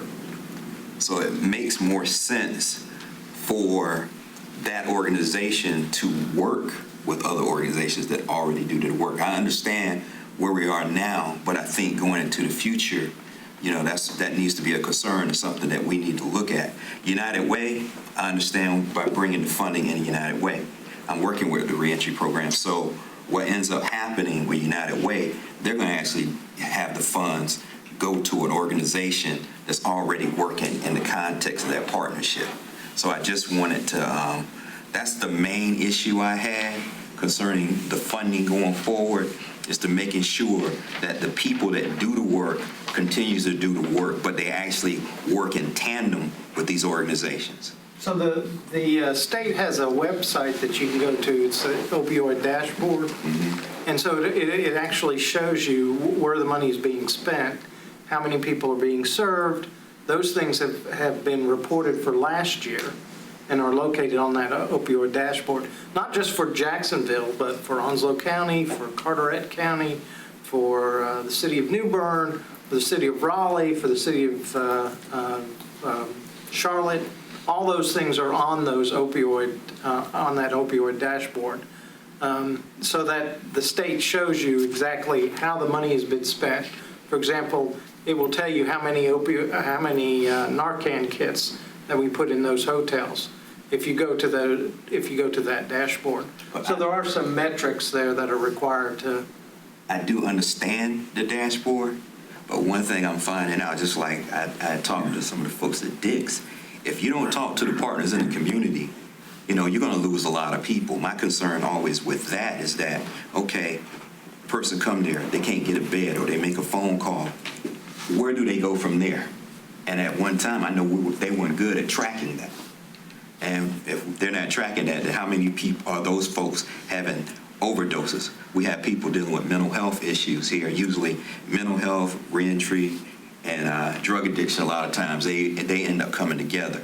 And I have talked to folks at Port that said they're not really, Dix is not communicating. I hate to put Dix out here like that. I know they're getting better at doing that work since they made some transformations with Recovery International. But what I find is a lot of times we're making decisions that don't include the people that's already doing the work, and they can better advise us what we need to do, because, only thing it takes is maybe more coordination and not more money, or that money could be used more efficiently within that organization that does the work. That's my major concern. And we're seeing this, Mayor, we're seeing this. Dr. Gilbert's leading us through a homeless engagement, trying to solve some issues with our homelessness or our unhomed here in the community. And one of the things we saw in that last meeting is the folks on one side of the table may not know the services on the other side of the table. So we keep pushing, just like Chief's talking about the tracking on the opioid funds, we're pushing the state's NC Cares 360 functionality, because that also tracks service providers. And so one of our challenges is, if we're offering these services in the community and our people aren't aware of that's where to send somebody, then that person gets lost. So I think we wholeheartedly agree with the process of, if we can get the funds to the people doing the work, we're going to have a much more effective impact on the community. And that's also part of why the Chief's plan that's presented has those funds not appropriated, because it leaves it open for additional items for the year. Mr. Carter sent us another settlement number that's coming out in the near future, kind of like what Chief's talking about. So that may be another $4,000 a year, something, I don't know the numbers, but we need to figure out that process for how we're getting these funds in, because it's just the 12 years, as Chief pointed out. Those funds will be spent before you know it, and we really need it to have an impact so that when we look back at 12 years, we go, hey, we spent 1.2 million on something that's going to have a positive impact, instead of we just passed it along to the first agency that came through. And that's why we want to channel things through this process now, using our, what I would say is our annual action plan, our consolidated plan process, is to get the dollars where they need to be based on learning these partnerships. So I agree. 100%. Because one of the things I know about a grant is not about sustainability. A grant is about assisting an organization with doing things going forward. So I just hope we better understand that as we go forward, we make those decisions. And even with the Dix Crisis Center, as you were talking about, we met with the Director of Mental Health Services, the sheriff and I met with them because we have not signed the crisis community plan that Trillium has proposed, because they're not providing the services that we need for our officers to bring people to, and with overdoses. I mean, we had countywide, there were 79 overdoses, 26 of those were inside the city last year. I mean, that's unacceptable. We've got to do, there's more that needs to be done. And as Trillium is the responsible party for providing crisis services, we need to look and see how we can leverage some of their resources to help us address that problem. Chief Unero, if you have healthcare providers, particularly that want to help out with underserved populations in the cities, are you taking names and resumes to increase your mental health physicians within the area? That could be there could be some challenges with that, but we're always looking for volunteers. I mean, the crisis counselors that we have right now, their caseload is about 1,900 between the three of them. Volunteers could be very beneficial, especially and it may be just a simple phone call every day saying, how are you doing? What can I do to help you? And then working through some of our crisis counselors. So if you know of volunteers that are willing to help us, we're willing to take them because that's really the most important part. That's why we got the crisis counselors. I wish we had 10. I had a conversation with the chief or the former chief in Chapel Hill, and they got 8 or 9. The same size city, of course, it's Chapel Hill, so they have a little bit more resources like that. But I think that's the way volunteers and putting more emphasis on trying to address the problem from the mental health side. And substance abuse is just a symptom of that mental health. A lot of times self-medication is why people are using substance abuse. So, any way that we can help with that is going to be money in our bank. Maybe we could do some kind of peer support program or something where you have volunteers. So we are funding peer support counselors through the community paramedic program, through the COSAP grant. And so the idea of those peer support folks is when they come out of Dix, at least having somewhat of a warm handoff so that we can get them into treatment, because we know, they report those times. It's 125 hours from the time that they leave Dix to the time that they can get, if they're lucky, that first appointment at Port or one of those other services. And we're, like I talked about the peer support that they have, but that ends really once they leave the facility. But I was wondering, I know when you deal with, Alcohol Anonymous or AA or what's the drug, NA. You have people that are actually peers in there that work with the individuals that are in crisis. So if we could figure out, because we have a lot of folks around here, if they know and they understand that, they might volunteer for those positions that we're talking about. I mean, paid position is one thing, but if we could get people involved, I know as a veteran, a lot of times the best thing that could happen is for a veteran to talk to a veteran about getting either more help or just having that communication with another veteran.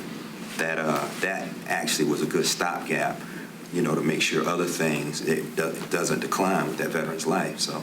And there's a number of veterans groups that we've been working with, and that's kind of bleeded over into the homeless discussion that we've had, because there is services available for veterans, for homeless veterans, and so we've tapped into that when they have been veterans. Because Veterans for the Carolinas is big on that, I know that, but we even have veterans with mental health issues that might be able to talk to people that are not veterans with mental health issues. Well, and I do know that volunteers. They're always looking for volunteers with the Veterans Court, which is folks that get involved with the criminal justice system, and there's a number of peer counselors that are involved in that. So. Yeah, but I'm also talking about non-veterans as well. So yeah. We'll talk about this further and see what we can do going forward, But I appreciate your time. I'll tell you one more comment too, and this is a conversation I had with DC Weaver earlier. You talk about the ability to interact with people on a personal level with these officers. It's a phenomenal concept, and hearing it over and over again. The challenge is to train the officers to have as much information as they can to do their best in fixing the policing issue, and then trying to assist the person that's sitting in front of them and maybe the other people with them. Listen to this strategy and this concept. It's something that this team is trying to figure out effectively, because there are a lot of partners tied in. And so if we can get the resources to the people, whether we call that case management, whether there's a side of peer support, or it's one-on-one policing, whatever that strategy is, it's pure genius to give those services at the point of service, whatever that may be. So, and please, if there are folks that want to volunteer to help us, please send them our way. We have some volunteers that come into the police department, but those with people with substance abuse and mental health problems, sometimes all they need is a call every day. That's right. And if we can find folks that would volunteer to help us do that, just to check in with them every day, I think it'll pay dividends in the future. Good. Thank you, Chief. Do we need a motion? Yes, sir. duty and action. Motion. Make a motion that we approve the resolution approving the expenditure of funds from the opioid settlement fund. Second. I have a motion and a second. Any further discussion? With that, all those in favor signify by saying aye. Aye. All opposed, motion carries. Thank you, Chief. With that, we'll go to the reports for this evening, and I want to start with Mr. Jackson. Okay. Thank you, Mayor. One thing I would like to mention is that April was reentry month, and I think we're moving in a good direction now towards being effective in collaboration here within the county with reentry. But I would also like to recognize retired Officer Carol Smith Davis, because I kind of consider her as the mother of reentry around here. She started the program and had challenges because of collaboration, but she did a whole lot with the group that she had, so, and I thank Raquel Painter for now being the fiscal responsible party, and she's doing a lot to help stand that organization up. Also, I'd like to recognize the April's Jazz and Poetry Month. Won't do a poem tonight, but maybe another time. But jazz is strictly it's an American creation. It was created out of our differences, and we found a way to get together by doing it. So maybe in other things we could kind of take that script that jazz laid out, and maybe we can make some music together eventually when it comes to the harmony of how we treat each other. Lastly, I would like to mention Miss Kiva Clark, the Honorable Kiva Clark, former state senator, and the loss that we had there. There's a lot of adults now walking around that know the preamble of the Constitution because she was our fifth grade social studies, man. Thank you. But she's going to definitely be missed in our community. Thank you. That's all from me, man. Sure says. No reports. Have a meeting. Mayor too, Pro Tem. No report. Dr. Washington. Yeah, I would just like to share with the mayor and council and our constituents. This is also, April is the month of the military child with our various military installations that surround Jacksonville, North Carolina. Last week I had an opportunity to travel to Arlington, Virginia to attend the Operation Homefront Military Child of the Year Gala, where military children and within the United States and abroad compete for this prestigious award to be named the Military Child of the Year of the 7 different military branches that currently serves the United States. And without belaboring, I would like to just mention or uplift 2 of our recipients this year. The Military Child of the Year for the Army is a 17-year-old senior who at the age of 13 was diagnosed with a rare stage of breast cancer. So she has lived and overcome various different challenges while still keeping a selected GPA over 4.4, has been able to contribute over 500 community service hours in her volunteerism, and she basically is representing the United States Army. Our Military Child of the Air Force was both a celebration, but it also gave us a moment to pause in life, to particularly cherish life. This particular recipient, her father was stationed overseas in Brussels, and in 2016, when the terrorist attack happened at the Brussels airport, this young lady's father and 3 younger siblings were severely injured. Her mother succumbed to the injuries that she experienced, and this recipient was the only one for her family that walked out of that airport alive. So when we really talk about some of the challenges and the resilient level of what our military children go through on a day-to-day basis, sometimes it just will cause you to pause and to reflect about the freedoms that we celebrate, but at the same time, their parents are sacrificing to make those freedoms available to us. So on this coming Friday, I had an opportunity 3 years ago when I started working with Operation Homefront and being a member of the North Carolina Military Affairs Commission, and with working with now retired Lieutenant General Gaskins to recognize all of North Carolina's semifinalists, finalists, as well as recipients of this prestigious award. So on this Friday at 5:00 p.m., we will honor and to recognize our Military Child of the Years from the state of North Carolina that were semifinalists and moved to finalists. We did not have any recipients this year, but nonetheless, the fact that we have, I think it's 7 that we will be honoring is just, it's just a moment for us to really reflect again about the service that our armed forces, men and women, do so much for this country,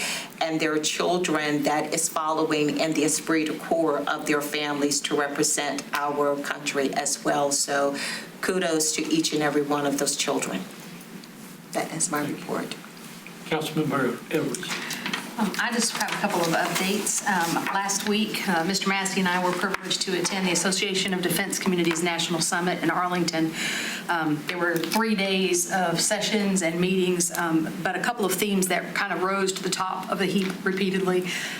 One of them was privatization of non-defense functions. So, top leadership in DOD is looking for ways, specifically with utilities, to get out of military functions. One of the generals that was there kind of, laughed and said, I was never, I didn't sign up to run a power company. So they're just looking for ways for partnerships with the private sector to get, some of the things that are not necessary for defense, but are necessary for defense installations off their place. So we're looking at, long-term what they're saying is we're looking at more and more partnership opportunities, and for the folks in those industries, whether it's housing, dining, utilities, any of those functions, will see business opportunities arising potentially. And then focus on quality of life and quality of service. As a defense community, we do a lot to try to make the quality of life here good for our citizens, and that includes, all of the service members, active duty, and veterans that live in our community and use the services here. And so, childcare, housing, education, employment, healthcare, and all of the things that add up to quality of life was, a constant theme and very much in the forefront of planning and long-term goals. Then there's a couple of fun ones. Responsible use of AI and technology innovation. A lot of information given on that, how it impacts warfighting and defense communities. Challenges, economic and political, and long-term planning and infrastructure.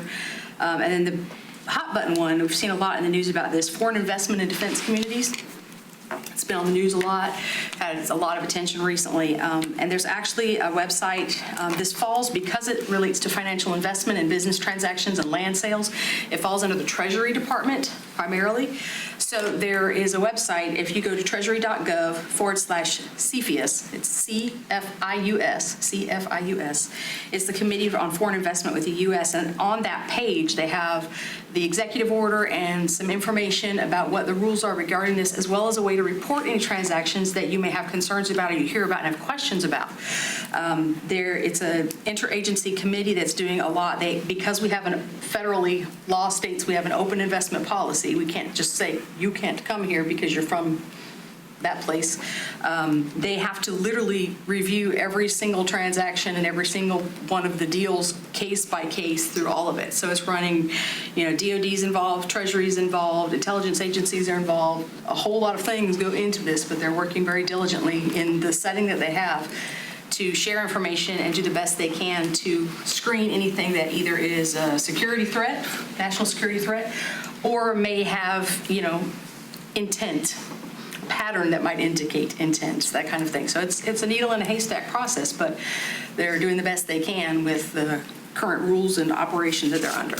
And then that was just a really good thing. And then from Parks and Rec, which, I'm privileged to get to enjoy a little bit. Parks is, if you're around Wilson Bay Park, you will have seen that the playground is being disassembled and cleaned out. Don't panic, it's in preparation for a whole new playground that's coming in, so that's a very good thing. And then for recreation, May 4th, we've got the Battle of the Bands and Jacksonville Jamboree coming up, which is a tremendous amount of work on a lot of people, but a very, very fun thing for our community to enjoy. So thank you to the Parks and Rec team for all they're doing, and just make the community aware of a couple things coming up for fun. Thank you. Mr. Warden. No report. Mr. Wright. Mayor, remind council that before you leave the building, if I could just check with you individually on the date for the training. I'll grab you each, show you the date, check your calendar, see if we can get that scheduled. If not, we'll look for something else. Try to give him a date before you leave. Mr. Carter. Yes, sir. With that, I would entertain a motion to adjourn. So moved. All in favor? Yeah, aye. All opposed?